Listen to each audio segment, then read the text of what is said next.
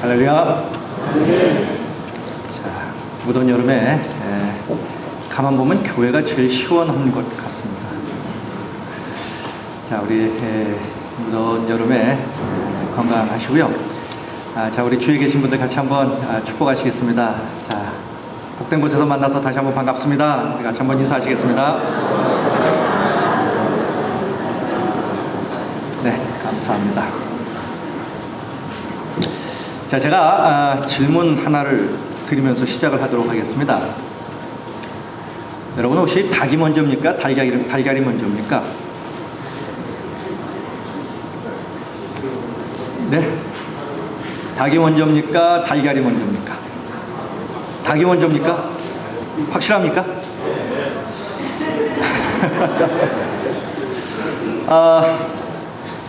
어떻게 보면 이게 참 해묵은 그런 세상 사람들은 논쟁으로 볼 수 있겠는데요. 이것을 과학적으로 증명한 연구 결과를 하나 제가 본 적이 있습니다. 유레카 얼러트라고 하는 온라인 과학 전문 인터넷 사이트입니다. 거기에 나온 내용인데요. 영국의 셰필드 대학교라고 아주 유명한 대학인데요. 거기에 과학자들이 이런 거를 규명을 했습니다. 뭐냐면 닭의 난소의 이름도 어렵습니다. 오버클레디딘 17. 오버클레디딘 17이라는 단백질이 이 닭 난소 안에 존재한답니다. 그런데 이 단백질이 탄산칼슘을 결정체로 전환해서 달걀 껍데기를 만든답니다. 저는 원체 문과 사람이었어요. 도대체 이게 무슨 말인지 모르겠지만 아무튼 똑똑하신 분들이 규명을 했어요. 그렇게. 자, 이 말이 무슨 말이냐면 이거예요. 그러니까 그 닭의 난소에 존재하는 이 단백질이 없으면 달걀이 만들어질 수 없다는 얘기예요. 그러니 닭이 먼저입니까? 달걀이 먼저입니까? 닭이 먼저인 거예요. 닭이 만들어졌기 때문에 그 닭에서 알이 나오는 겁니다. 자, 이 연구 결과가 이 창조론자들에게는 또 다른 그러한 창조론을 뒷받침하는 그러한 연구 결과로 가치가 있는 그러한 연구다. 이렇게 평가를 하는 그러한 연구였습니다. 자, 그런데 이 과학자들이 열심히 연구를 해서 이것을 규명했다고 하지만 지금 이 이야기를 들으시는 저희들은 어떤 생각입니까? 아무런 감흥이 없어요. 야, 그런 것을 규명했단 말이야? 이런 게 별로 없어요. 왜입니까? 우리는 이미 다 알아요. 무엇을요? 닭이 달걀보다 먼저라는 것을 우리는 다 알고 있습니다. 어떻게 알았습니까? 성경에서 나와요. 우리는 이미 성경을 통해서 닭이 달걀보다 먼저라는 것을 우리는 다 알고 있습니다. 이러한 연구 결과가 나와서 이야, 세상에 진짜 이 사이트 이름처럼 유레카, 야, 무언가를 진짜 새롭게 발견했구나가 아니라 웃음이 나오는 거죠. 우리는 전에부터 알고 있었는데. 그렇습니다. 하나님은 천지 만물을 창조하신 창조주이십니다. 성경 제일 먼저 나오는 게 뭔지 아십니까? 예, 성경 제일 먼저 나오는 게 뭡니까? 성경 제일 먼저 나오는 건요, 껍데기의 성경 전서입니다. 껍데기에 나오는 성경 전서예요. 그것을 넘기면 창세기 1장 1절 하나님이 천지를 창조하셨다는 얘기예요. 그러니까 하나님이 천지를 창조하셨다라고 하는 이 말, 이 하나님의 말씀, 이것부터 성경은 시작된다는 거예요. 자, 창세기 1장 20절에 보니까 또 이런 말씀이 있어요. 하나님이 이르시되 물들은 생물을 번성하게 하라. 땅 위에 하늘의 궁창에는 새가 날아라. 이렇게 말씀하셨어요. 자, 이 말씀에 의하면 하나님은 새가 날아라 이렇게 말씀하셨지 새알을 만들지 않았다는 얘기예요. 아시다시피 닭도 새입니다. 제가 한번 사무실에서 물어봤습니다. 닭이 새냐? 이게 새랍니다. 그래서 닭이 도대체 어느 종류냐 봤더니 조류, 꿩과 닭목이에요. 닭도 새입니다. 그러니 당연히 닭을 먼저 만드셨고 달걀이 그 다음이에요. 자, 제가 이렇게 말씀을 드리는 이유가 있습니다. 이 이야기가 왜 이렇게 중요하냐? 그것은 이 말이 우리로 하여금 근원이라고 하는 것을 생각하도록 만들기 때문에 그래요.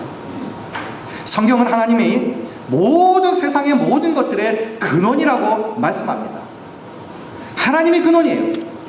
하늘에 있는 해, 달, 별, 바다, 땅, 그리고 그 안에 있는 모든 것들, 심지어 우리를 포함하여 모든 것들은 다 하나님으로부터 왔다고 성경은 말씀합니다. 그러니까 우리를 포함한 하나님께서 창조하신 모든 것들은 근원이 뭐냐? 하나님이라는 거예요. 그러니까 하나님의 천지를 창조하셨다. 이 말씀이 우리 신앙의 뿌리요, 토대요, 그리고 우리의 신앙의 근원이 되는 겁니다. 그러니까 창세기 1장 1절이 믿어지지 않으면 그 뒤로 말씀이 나가지 못한다는 얘기예요. 무엇보다도 하나님의 천지를 창조하셨다. 하나님의 나 또한 창조하셨다. 이 신앙이 우리의 신앙의 뿌리라는 겁니다. 근원이라는 거죠. 자, 그렇다면 하나님의 모든 것의 근원이라는 것은 그렇다면 우리에게는 어떠한 의미냐는 거예요. 이것이 도대체 우리에게는 어떤 의미냐? 이것은 이런 겁니다. 세상의 모든 것이 다 하나님의 것이라는 말씀이에요. 오늘 1절에 이렇게 말씀합니다. 땅과 거기에 충만한 것과 세계와 그 가운데 사는 자들은 다 누구 것입니까? 여호와의 것입니다. 아무튼 이 세상에 존재하는 모든 것들은 다 하나님의 것이라는 거예요. 우리를 포함해서 모든 것이 다 하나님의 소유라는 거예요. 자, 이 말씀을 대할 때 어떤 분들은 이렇게 생각을 하실지도 모르겠습니다. 내가 어째서 하나님의 것이냐? 나는 우리 부모님 몸에서 나왔고 나는 나지. 하나님이 우리를 당신 마음대로 하시는 것 아니냐? 기분 나쁘다. 이렇게 생각하실지도 모르겠습니다. 그러나 이 말씀을 소유의 개념으로 보아서는 안 됩니다. 하나님께서 우리를 소유하신다, 하나님의 것이다 라고 하는 것은 소유의 개념 이전에 돌보시고 보호하신다라고 하는 개념으로 이 말씀을 읽어야 된다는 거예요. 자, 그러니까 우리가 하나님의 것이라고 하는 말은 우리의 자유가 이제 사라지고 우리가 종처럼 속박된다는 의미가 아니라 하나님께서 우리를 돌보시고 보호하시고 지켜주시고 이끌어주시다라는 얘기예요. 왜입니까? 우리는 하나님의 것이기 때문에, 하나님의 피조물이기 때문에, 하나님이 우리의 근원이시기에 그분이 우리를 보호하시고 지키시고 돌보시고 인도하신다는 얘기죠. 자, 그렇다면 우리가 하나님의 것이라고 하는 이 말씀은 우리에게 있어서 가장 큰 축복의 말씀입니다. 왜냐하면 하나님의 것이기 때문에 하나님이 우리를 책임져 주신다는 얘기예요. 죽는 날까지, 아니 영원히 그분은 우리를 책임져 주십니다. 지금 우리의 처지와 형편이 어떠든지 상관없습니다. 우리가 하나님을 향하여 하나님 당신께서 나의 근원이십니다. 나의 창조주십니다. 나의 시작이십니다. 나의 뿌리이십니다. 이 고백이 진실한 고백이라면 하나님은 우리를 끝까지 책임져 주십니다. 이 하나님의 축복이 가장 잘 나타난 곳이 어디냐? 예수님의 십자가입니다. 하나님께서 죄에 빠진 우리를 불쌍히 여기신 이유가 도대체 뭡니까? 예수님이 우리를 위하여 십자가에 지시고 죽으신 이유가 도대체 무엇입니까? 그것은 하나님이 우리의 창조주시고 우리의 주인이시기 때문에 그래요. 그래서 우리를 극진히 사랑하시기 때문에 그렇다는 거죠. 그러게 하나님이 우리의 창조주요, 우리가 그분의 것이라는 이 사실은 우리로 하여금 우리가 평생 살아가면서 늘 하나님만을 바라보아야 한다는 것을 말해준다는 거예요.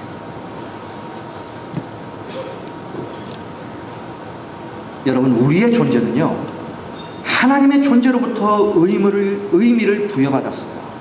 존재를 부여받았습니다. 그렇기 때문에 하나님이 계시기에 나도 존재하는 겁니다. 창조주가 계시기에 피조물인 나도 있는 거예요. 뿌리가 있기에 열매가 있는 거예요. 근원이 있기에 존재가 있는 겁니다. 이러한 사실을 가장 잘 설명한 신학자 중에 한 사람이 종교개혁자 칼빈이라는 사람입니다. 이 존 칼빈이 쓴 그의 그 신학서적 가운데에 지금도 기독교 신학의 기초가 되는 것이 기독교 강요라는 책입니다. 이 기독교 강요에서 이러한 사실을 칼빈은 제일 첫 번째부터 그가 언급하고 있습니다. 자, 기독교 강요 1권은 창조주 하나님에 대한 지식이에요. 근데 그 1권 1장의 제목이 뭐냐면 이런 겁니다. 하나님에 대한 지식과 인간에 대한 지식은 서로 연결되어 있다. 그것들은 어떻게 서로 연결되어 있는가? 다시 말씀드리면 칼빈은 인간이 누구인가를 알면 반드시 하나님이 어떤 분인가를 먼저 알아야 된다는 거예요. 자, 그래서 1장 2절의 제목은 또 이렇습니다. 하나님에 대한 지식이 없이는 인간 자신에 대한 지식도 없다. 그러니까 하나님을 모르면 인간은 자기 자신이 누구인지 모르게 된다는 겁니다. 세상 모든 것을 다 알아도 인간이 자기 자신을 모른다. 그건 인생이 뭔지 모르는 사람이라는 거예요. 그 자기 자신이 누군지를 알려면 먼저 하나님의 존재에 대한 인식이 있어야 된다는 거예요. 그러므로 오늘날 많은 사람들이 내가 얼마나 존귀한 자인지를 잘 모르고 삽니다. 그렇기 때문에 사람들이 좀 어려우면 어떡합니까? 자기의 존재성을 스스로 파괴합니다. 그래서 자살하기도 해요. 내가 얼마나 존귀한 자인지 모르기 때문에 그렇습니다. 그런가 하면 이와는 반대로 자기의 한계 또한 잘 모르는 사람들도 있습니다. 내가 피조물이라는 사실을 모르는 자들이 있어요. 그러다 보니까 기고만장해서 창조주 하나님 앞에서 교만하게 사는 자들도 많습니다. 이러한 모든 것들은 자신이 누구인지를 모르는 데서 오는 결과예요. 여러분, 우리가 이 자동차를 타고 다닙니다. 이 젊은 사람들 보면 집은 없어도 차는 다 갖고 다니죠. 자, 그렇다면 이 차를 오랫동안 잘 타고 다니는 비결이 무엇입니까? 그것은 자동차 사용 설명서대로 자동차를 타고 다니는 거예요. 부품은 정품을 사용하고요, 규정대로 운전을 하고 차를 그렇게 사용을 해야 차를 오래 탑니다. 늘 깨끗하게 청소하고 관리를 잘 해주어야 차는 오래 탑니다. 인생도 마찬가지입니다. 우리는 하나님의 인생 사용 설명서대로 살아야 합니다. 그래서 오늘 본문 3절 4절은 우리에게 이렇게 말합니다. 여호와의 산에 오를 자가 누구며 그의 거룩한 곳에 설 자가 누구인가? 곧 손이 깨끗하며 마음이 청결하며 뜻을 허탄한 데 두지 아니하며 거짓 맹세하지 아니한 자로다. 무슨 말입니까? 이 말씀은 결국 우리가 하나님의 말씀대로 살아야 한다는 것을 지금 말해줍니다. 왜냐하면 하나님의 말씀이 우리의 인생의 사용 설명서이기 때문에 그렇다는 거예요. 하나님의 말씀이 우리 인생 사용 설명서이기 때문에 그 사용 설명서대로 살아야 우리 인생이 잘 사는 인생이 된다. 더욱이 우리가 삶을 살다가 잘못되어서 우리의 삶이 어그러질 때도 있습니다. 자, 그럴 때는 어떡합니까? 인생이 고장날 때도 있어요. 여러분, 자동차가 고장나면 어떻게 합니까? 길가에 세워두고 아무나 불러서 자동차 고칩니까? 아니죠. 비싼 차일수록 그렇게 하지 않습니다. 내 차가 좋은 차요 비싼 차일수록 아무에게나 내 차를 맡기지 않습니다. 그 차를 만든 회사에 입고를 시키죠. 그리고 그 차를 가장 잘 아는 사람에게 수리를 맡깁니다. 그래야 그 차를 가장 잘 수리할 수 있기 때문에 그렇습니다. 이와 마찬가지로 고장난 인생은 어떻게 합니까? 고장난 인생은 우리 인생을 만드신 분에게 수리를 맡겨야 합니다. 내 인생을 가장 잘하는 분에게 수리를 맡겨야 합니다. 그럴 때 우리의 인생을 최고의 상태로 회복시켜 주시기 때문에 그렇습니다. 살면서 인생이 고장날 때가 있어요. 내 몸이 고장날 때가 있습니다. 내 삶이 뒤죽박죽되어서 내 삶이 고장날 때가 있어요. 어디부터 잘못되었는지 모를 때가 있단 말이죠. 아무나 붙잡고 고쳐달라고 하지 말고요. 나를 만드신 분에게 맡기셔야 합니다. 나를 가장 잘 아시는 분에게 내 인생의 수리를 맡기셔야 해요. 내 몸의 수리를 맡기셔야 합니다. 그럴 때 나의 창조주, 나의 근원이신 그 하나님이 가장 완벽하게 회복시켜 주실 거라는 거죠. 이러한 복된 삶을 위해서 우리는 언제나 하나님을 향하여 살아야 하고 늘 하나님을 찾으며 살아야 한다는 것이에요. 그래서 다윗은 오늘 본문 5절 6절에서 이렇게 말합니다. 그는 여호와께 복을 받고 구원의 하나님께 의를 얻으리니 이는 여호와를 찾는 족속이요 야곱의 하나님의 얼굴을 구하는 자로다. 무슨 얘기입니까? 하나님을 찾는 족속, 찾는 사람들, 야곱의 하나님의 얼굴을 구하는 자가 어떻게 됩니까? 복을 얻고 구원의 의를 얻는다는 말씀이에요. 하나님을 찾고 하나님을 구하는 자가 복을 받고 구원을 얻는다는 겁니다. 문제 해결받는다는 거예요. 고침받는다는 얘기입니다. 회복된다는 얘기예요. 그러게 우리가 살면서 다른 곳에서 기웃기웃거리지 말지 마시길 바랍니다. 문제 생길 때에 아무거나 붙잡지 마시라는 거예요.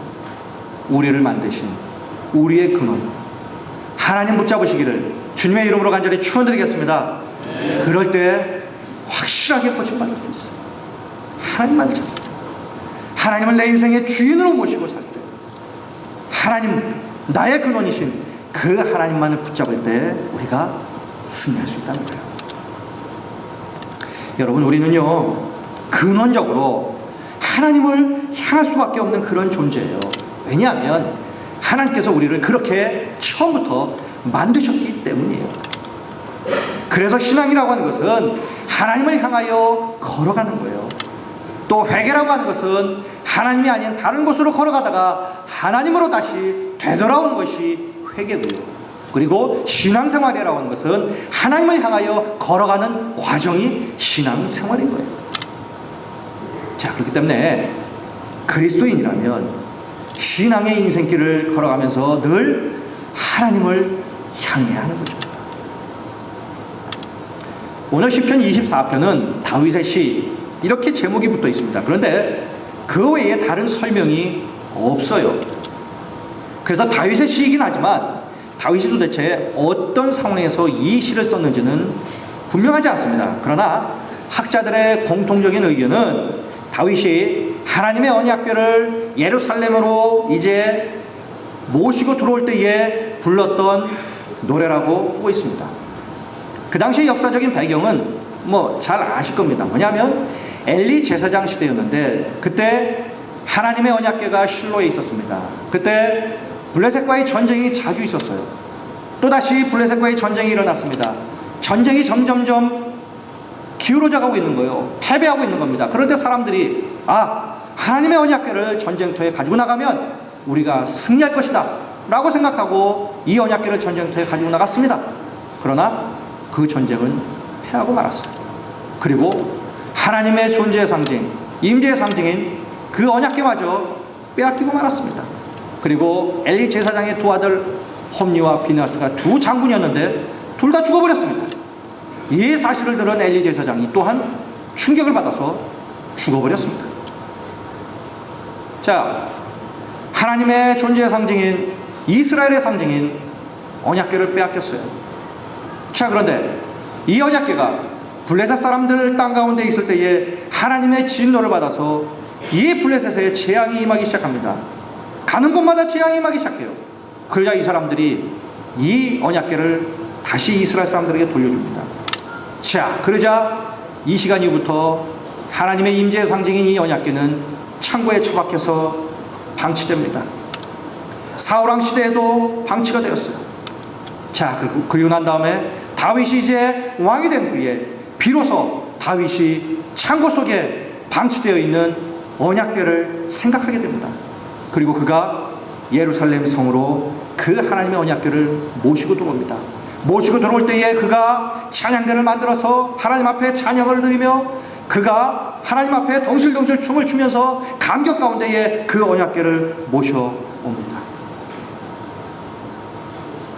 하나님의 언약궤를 예루살렘 성에 모셨다는 얘기는 무슨 얘기냐면 하나님을 모셔드렸다는 얘기예요. 그 하나님을 예루살렘 성에 모셨다는 얘기는 이 이스라엘 나라의 중심에 하나님을 모셨다는 얘기입니다. 이것이 바로 다윗의 신앙의 고백이었어요. 다윗의 인생을 잘 아시지 않습니까? 그는 정말 어려운 삶을 살았어요. 거의 반평생을 그는 전쟁터에서 살았습니다. 무수히 많은 죽음의 고비를 넘겼어요. 그 많은 죽음의 위기 속에서 그가 의지한 분은 오직 하나님이었어요. 사람들에게 배신을 당합니다. 심지어는 아들에게도 배신을 당합니다. 아들이 아버지를 죽이려고 하는 이 기가 막힌 상황 속에서도 그가 들판을 헤매고 날 때도 그가 의지했던 분은 오직 하나님 한 분이었어요. 이유가 있었습니다. 그것은 하나님이 자신을 지으신 창조주 하나님이라는 것을 그가 믿었고요. 그래서 하나님이 자신의 주인이 되시는 것을 믿었고요. 온갖 위험에서 그래서 자신을 보호하실 것이라는 사실을 그가 믿었기 때문이에요. 자신의 생명과 자신의 삶과 자신의 모든 것의 근원이 하나님이라는 사실을 믿었기 때문에 그가 그 어려움 중에도 죽음 앞에서도 그는 하나님을 붙잡고 살았다는 거예요. 하나님의 뜻대로 살려고 몸부림을 치며 살았던 자였어요. 하나님을 자신의 전생에 모시고 자기의 인생의 중심에 모시고 살려고 무진애를 썼던 사람이에요. 어떠한 일이 있어도 하나님을 배반하지 아니하고 하나님을 중심에 모시고 하나님을 섬기며 사는 바로 이러한 삶을 살려고 무진애를 썼던 사람이 바로 다윗이었어요. 이유는 하나였습니다. 그 하나님이 바로 자신의 주인이시오 창조주시오 근원이시오. 그래서 자신을 보호하시고 지켜주시는 그 하나님을 그가 믿었기 때문에 오늘 7절 9절 보십시오. 오늘 본문의 7절 9절에서 보면 반복되는 말이 있습니다. 그것은 바로 문들아 너희 머리를 들지어다 이 말이 나옵니다. 이제 위대하신 왕 하나님이 들어가려고 하시니 문들은 머리를 들어서 길을 넓혀서 왕을 모시라는 얘기입니다. 이 무생물인 이 문이 어떻게 머리를 듭니까? 의인화된 표현이죠. 다윗은 이스라엘 왕입니다. 왕이 행차를 하면 백성들은 모두가 다 길을 비킵니다. 대로를 만듭니다. 그래서 왕이 지나가도록 크게 길을 만들어줍니다. 문을 활짝 열어줍니다. 이처럼 다윗이 백성들에게 왕이었다면 다윗에게는 하나님이 왕이셨어요. 하나님께서 그의 인생에 들어오자 그가 문을 엽니다. 그의 인생의 문을 활짝 엽니다. 궁궐의 문을 엽니다. 가정의 문을 엽니다. 나라의 문을 활짝 열어서 하나님을 그 중심에 모셔드리는 거예요. 하나님 제가 문을 엽니다. 하나님 머리를 듭니다. 활짝 엽니다. 우리 하나님께서 나에게 들어오셔서 내 중심에 오셔서 나를 다스려 주시옵소서. 내 삶의 중심, 내 나라의 중심이 되어서 이 나라와 내 삶을 지켜주시옵소서. 내가 하나님을 중심으로 모십니다. 영접합니다. 이 고백이라는 거예요. 이것이 다윗의 고백이었다. 그러자 하나님께서 다윗의 이 고백의 진실을 하나님께서 받으시고 다윗을 최고의 왕으로 영광되이 만들어주십니다. 그의 나라를 이스라엘 역사에서 최고의 전성기로 만들어주십니다. 어떨 때요? 문을 활짝 열어서 하나님을 그의 전생애의 그의 나라의 주인이시오 창조주시오 근원이시오 중심에 모실 때 하나님께서 그러한 놀라운 축복을 허락해 주셨다는 겁니다. 사랑하는 성도 여러분, 하나님은 우리 인생의 주인이 되시기를 원하십니다. 중심에 계시기를 원하세요. 우리 인생의 변두리에 계시기를 원치 아니하신 분이에요. 그냥 방치해 두었다가 생각나면 한 번, 두 번씩 찾는 그런 하나님이 되기를 원치 아니하신 분이에요. 잘 나갈 때는 내 마음대로 살다가 문제 생길 때는 한 번, 두 번 하나님을 찾는 이런 인생을 하나님께서는 원하시는 것이 아니라는 거죠. 잘 나갈 때든 어려울 때든 어느 때든 우리의 문을 활짝 열어서 하나님을 모셔드리고 그분을 우리 인생의 주인, 중심에 두시기를 우리 하나님은 원하신다. 그런 자들에게 하나님은 놀라운 축복을 다윗처럼 허락해 주신다는 거죠. 인류의 역사를 보면 소위 르네상스 이전까지는 사람들의 중심은 교회였습니다. 종교였어요. 하나님이었습니다. 그래서 사람들이 태어나면 교회에 제일 먼저 가서 유아 세례를 받습니다. 그리고 늘 교회 안에서 살다가 결혼을 할 때 되면 예배당에서 결혼식을 합니다. 그리고 이제 하나님의 부르심을 받을 때 예배당에서 장례식을 마치며 삶을 마감합니다. 르네상스 이전의 사람들은 중심이 하나님이었고 교회였습니다. 그러나 르네상스가 오면서 바뀌었어요. 이제 그들의 삶의 중심이 하나님이 아니라 사람으로 바뀌었습니다. 위에서 아래로 내려오는 그러한 말씀이 아니라 이제 아래에서 위로 올라가는 철학과 과학이 사람을 지배하기 시작했습니다. 17세기를 접어들면서 이제 18세기, 19세기에 이 과학이 눈부시게 발전을 합니다. 그러면서 사람들은 생각해요.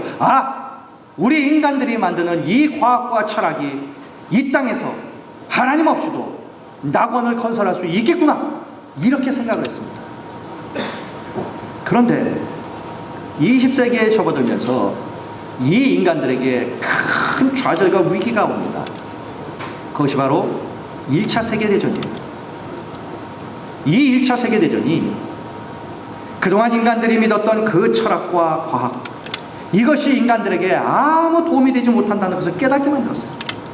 낙원은커녕 그들이 만든 그 과학의 힘이 오히려 사람을 구원하는 것이 아니라 수백만 명을 죽이는 학살의 도구가 되어버렸다. 전쟁터에서 그 잔인함과 폭력성이 난무하는 그 전쟁터에서 인간들이 그렇게 발전시켰던 그 철학은 아무런 도움이 되지 않았어요. 그러자 사람들은 절망하게 됩니다. 우리가 이렇게 수백 년 동안 쌓아올렸던 철학과 과학이 우리를 구원해주지 못하는구나, 우리에게 희망이 못 되는구나 깨닫기 시작합니다.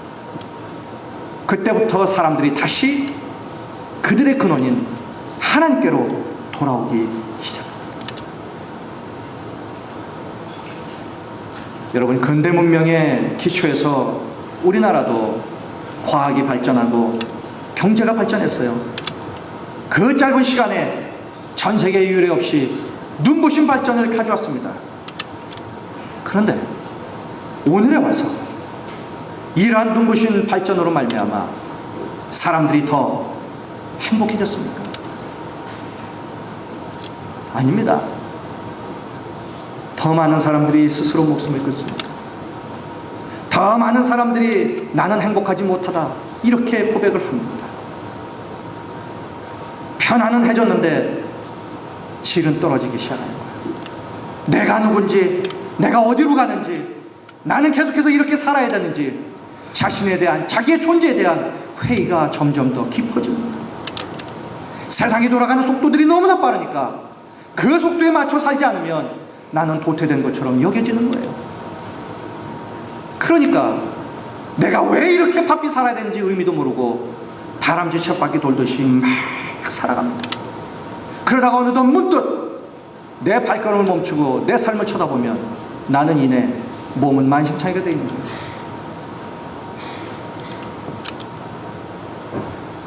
하나님이 없는 문명이 가져다 주는 것은요, 약간의 편안함 뿐이에요. 근본적인 구원이 아니라는 거예요. 그러게 이 상황에 사는 우리는요, 더욱더 하나님의 보좌 앞으로 나가야 합니다. 모든 것을 하나님 기준으로 살아야 합니다. 과학도 가만히 보니까요, 제대로 하면 하나님을 만나더라고요. 제대로 된 천문학자라면 결코 하나님을 부인할 수 없다는 얘기예요. 그 광활한 우주 공간을 연구하다 보면 그 인간이 먼지만도 못하다, 창조주가 있다는 것을 발견한다는 얘기예요. 그 창조의 능력 앞에 고개를 숙일 수밖에 없다는 이거예요. 의학도 마찬가지죠. 이 신비로운 인체의 구조를 보면서 창조자가 없다, 이것을 부인할 수 없다, 그렇게 된다는 거죠. 이 몸을 그 창조자가 만들었다는 것을 고백할 수밖에 없다는 얘기예요. 사랑하는 성도님, 이처럼 우리 인생의 근원은 하나님이라는 사실입니다. 하나님은 우리의 존재와 그리고 우리의 생명과 우리가 받아 누려야 할 모든 복의 근원이 되십니다. 그러게 세상의 그 어떤 다른 것이 아니라 주님을 구하시길 바랍니다. 그리고 그 어떤 세상의 그 무엇과도 우리 주님을 바꾸지 마시기를 바랍니다. 우리 인생의 주인에 하나님을 모시고 사셔야 한다는 거예요. 조지 베버리 쉐라는 사람이 있습니다. 이 사람은 미국 보험회사의 평범한 직원이에요. 그런데 1931년에 우연히 라디오에 노래자랑 같은 게 있었는데 거기에 나갔어요. 거기에 나가서 노래 한 곡을 불렀는데 이 양반 노래가 라디오를 통해서 미국 전역에 퍼졌습니다. 놀라운 일이 벌어졌어요. 그 노래 한 곡 때문에 이 사람이 일약 스타가 되었습니다. 평범한 보험회사 직원에서 일약 스타가 되었습니다. 출세를 한 겁니다. 그저 한 달에 돈 얼마 받는 삶에서 이제 명예가 왔습니다. 돈이 보장되었어요. 스타의 길을 갑니다. 불러주는 사람들이 너무 많았습니다. 가서 노래를 부르면 엄청난 돈을 줍니다. 그러면 기뻐야 되는데 그 사람에게는 기쁨이 점점점 사라집니다. 마음에 점점점 두려움이 생기고 마음에 점점점 번민이 생깁니다. 세상에 점점점 깊이 빠져들기 시작합니다. 내가 왜 이렇게 살아야 되는가, 이런 생각 속에서도 그냥 계속해서 세상에 빠져 삽니다. 그러던 어느 날, 그날도 공연을 하려고 무대에서 준비하고 있는데 어머니께서 그에게 조그마한 쪽지 한 장을 줍니다. 그 쪽지에 뭐가 쓰여 있는가 열어봤더니 평소에 어머니가 늘 읽으셨던 레아 밀러라고 하는 여자가 쓰신 성시가 적혀 있었어요. 그 성시를 읽으며 그가 감동을 받고 그 자리에서 그가 뜨거운 눈물을 흘리면서 마음속에 나오는 멜로디를 그가 그 메모지에 적었습니다. 그 가사가 이런 거예요. 주 예수보다 더 귀한 것은 없네. 이 세상 부귀와 바꿀 수 없네. 영죽을 내 대신 돌아가신 그 놀라운 사랑 잊지 못해. 세상 즐거움 다 버리고 세상 자랑 다 버렸네. 주 예수보다 더 귀한 것은 없네. 예수밖에는 없네. 자, 이게 찬송가 94장입니다. 1절이에요. 자, 그렇다면 우리도요, 이 조지 쉐아처럼 우리도 이 1절만 한 절 우리가 같이 한번 내 신앙의 고백이라고 여기시고요, 우리 같이 한번 1절 한번 찬양을 하시면 좋겠습니다.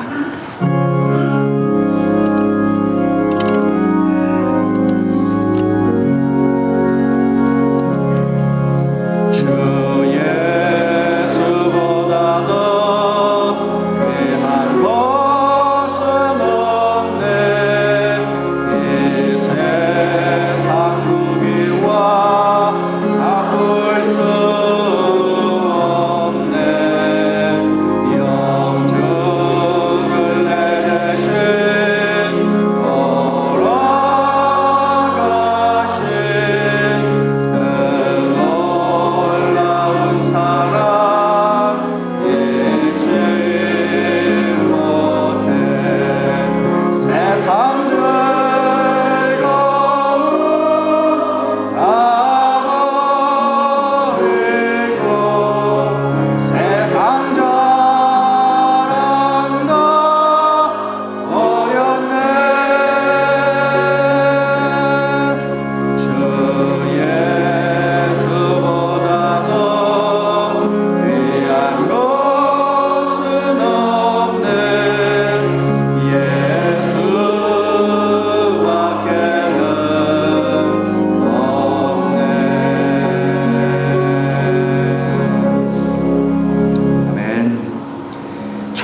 1938년에 네덜란드 암스테르담에서 이 쉐아가 이 찬송을 불렀습니다. 거기에 참석했던 수많은 사람들이 은혜를 받았어요. 그래서 일어나서 박수갈채를 막 보냅니다. 박수가 끝나고 난 뒤에 다 일어나 있는 그 청중들을 향해서 이 쉐아가 한마디를 했습니다. 그 말이 거기에 있는 모든 사람들을 수경케 만들었어요. 이렇게 말을 했습니다. 제게 이처럼 박수를 보내주셔서 진심으로 감사를 드립니다. 그러나 나는 결코 여러분들의 이 박수갈채, 내가 누리는 인기와 명예와 예수 그리스도를 바꾸지 않겠습니다.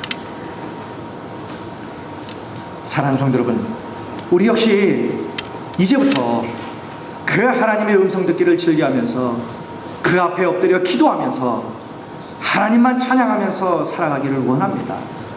오직 하나님만이 우리의 근원이 되시고 우리가 누려야 할 모든 은혜와 축복의 근원 역시 하나님이심을 인정하며 우리의 마음에 꼭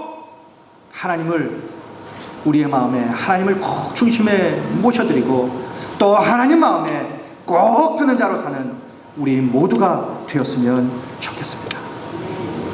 하나님이 이 무더운 여름 우리 모두에게 우리의 영혼육을 시원케 해주실 그 시원한 얼음 냉수 같은 은혜를 내려주시기를 주님의 이름으로 간절히 축원드리겠습니다.